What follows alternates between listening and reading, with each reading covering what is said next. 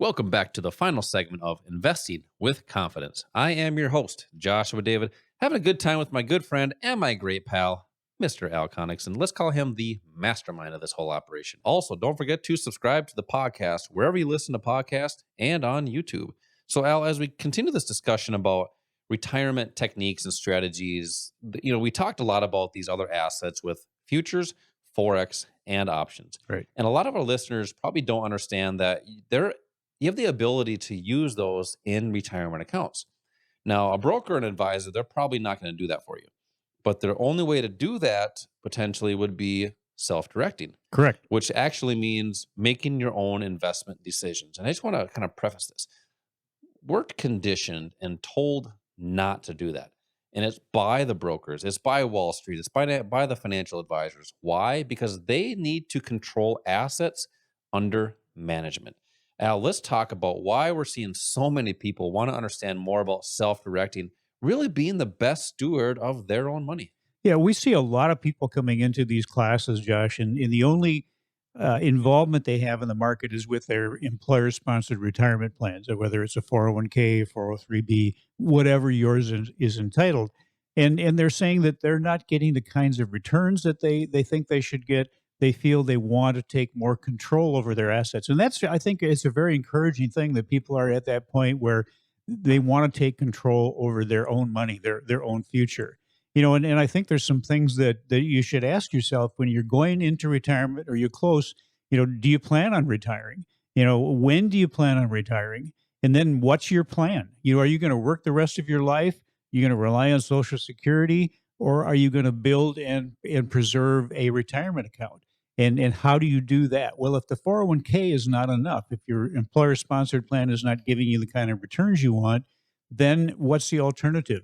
Josh mentioned self-directed IRAs. You can do that as an individual. You can take, especially if you leave a company for any reason, you can roll your 401k into a self-directed IRA.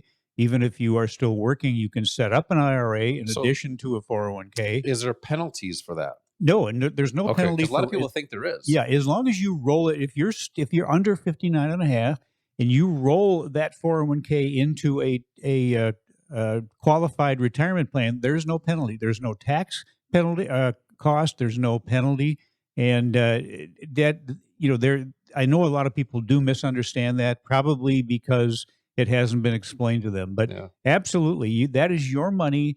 As long as you roll it into a qualified plan, that's fine. You're okay. But what happens when you do that? What are the advantages? Why might you want to do that? One of the biggest disadvantages to a 401k type retirement plan are the fees that are taken out. And those fees over the course of your working years can take, maybe 40, 50% of what you could have away from you. And for some of you, that might be hundreds of thousands of dollars. Also, if you look at what you have access to in your 401ks, probably is mutual funds. And we talked a little bit before about protection. How do you provide protection in a mutual fund? You can't short a mutual fund. You can't have stop losses on a mutual fund. You can't use options on a mutual fund. And also, let's just say that there is a day where something significant is happening and the market is crashing. You cannot sell a mutual fund during the market hours. It has to settle after the market closes. Same thing with buying. You can't buy if there's something fantastic happening that is moving the market. You basically sit on the sidelines and wait until the end of the day. Wait till it's all done. Yeah, but missing out on opportunities is what they are. It's missing out on opportunities, and you really don't have a good way of managing those portfolios for protection. So in a self-directed IRA, if you want to choose mutual funds, you can choose mutual funds. You can choose stock. You can choose exchange-traded funds, which are similar to a mutual fund, but it trades like a stock. You can buy and sell at any time during the market hours. The cost of those exchange-traded funds is very minimal to almost non-existent.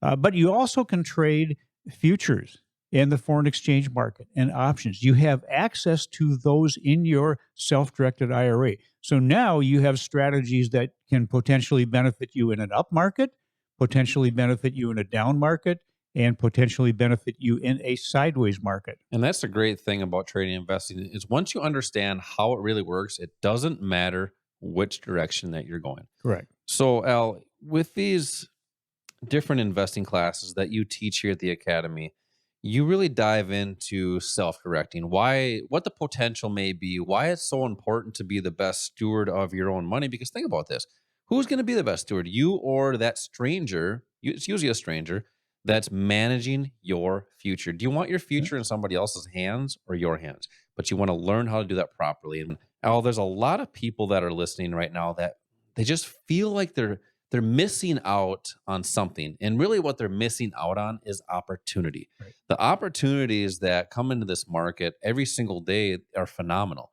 But the average investor just doesn't know how to get started. How to get started in the financial markets, whether you want to be more of a trader, or maybe you just want to be an investor. How do you get started no matter what your objective is?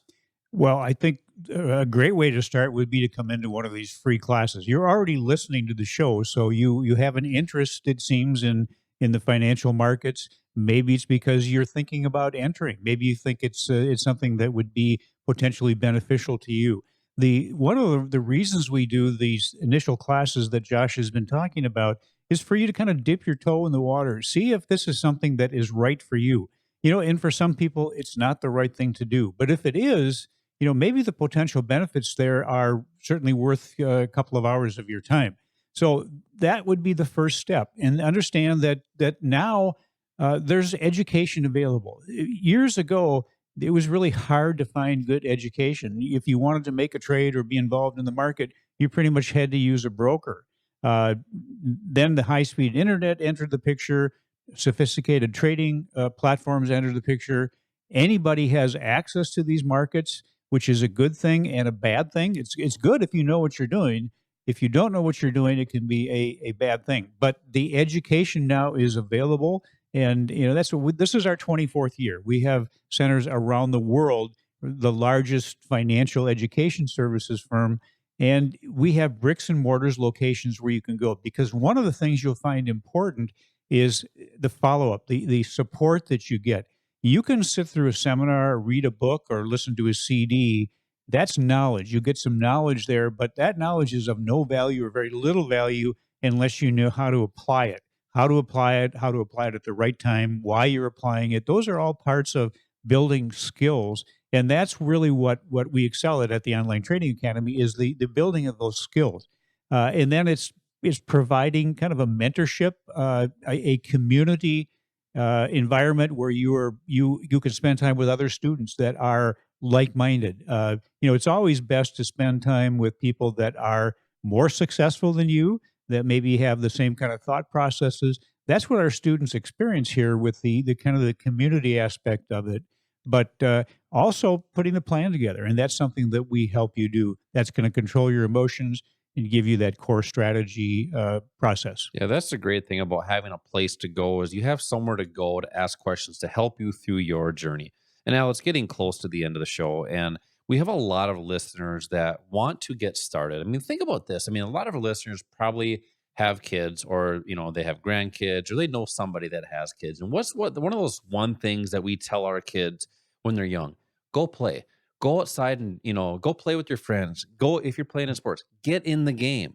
Well, get in the game of the financial markets. Get started. I mean, hopefully some of the things that we talk about here on Investing with Confidence is to gain confidence and inspire you and encourage you to get started in these with the stock market, options, futures, and Forex. But it starts with education. Al, we're inspiring people to get started. Let's continue that with these words of wisdom. Well, Josh, you can't control what's happened. You can't change the past. So where you are, that's already done. But JFK, John Fitzgerald Kennedy, said this. I thought this was pretty appropriate.